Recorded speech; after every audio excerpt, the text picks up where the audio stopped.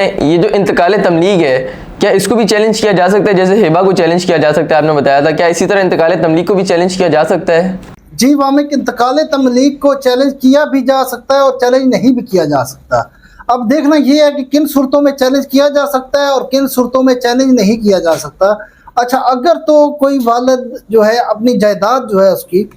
اس کا بٹوارا کر رہا ہے اس لیے کہ میرے بیٹے جو ہیں یہ بعد میں لڑائی جھگڑا نہ کریں، آپس میں الجھتے نہ رہیں اس جائیداد کو لے کے، تو میں اپنی زندگی میں انتقال کروا دیتا ہوں ان کے نام پہ جو میں نے پراپرٹی دینی ہے، تو اس کو انتقال تملیغ کہا جاتا ہے۔ اچھا، اب اگر وہ والد جو ہے شریعت اور قانون کی روح سے ان دونوں چیزوں کو مد نظر رکھتے ہوئے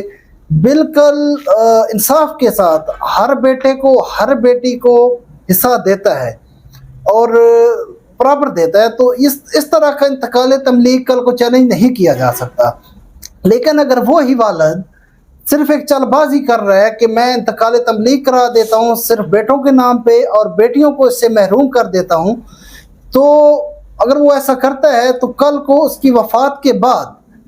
بیٹیاں اٹھ کے اس چیز کو چیلنج کر سکتی ہیں، کورٹ کے اندر دعویٰ کر سکتی ہیں، اور جب وہ دعویٰ کریں گی تو میکسیمم کورٹ کے کیسز میں دیکھا جاتا ہے کہ عورت دعوت جیت جاتی ہے، کیونکہ عورت کو جو ہے نا قانون اور شریعت دونوں وراثت کے اندر حصہ دیتے ہیں۔ بھلے اب کوئی اپنی زندگی میں انتقال تملیغ کروا دیتا ہے اور عورت کا حق کھا جاتا ہے، مار دیتا ہے یا ہبہ کر دیتا ہے کسی اور کو جگہ، اور عورت بہن بیٹی کا وہ حق جو ہے مار دیا جاتا ہے، لیکن وفات کے بعد جب وہ چیلنج کرتی ہے تو وہ کیس جیت جاتی ہے۔ کافی سارے کیسز اس طرح کے میں نے بھی دیکھے ہیں، اور بعض دفعہ جو ہے نا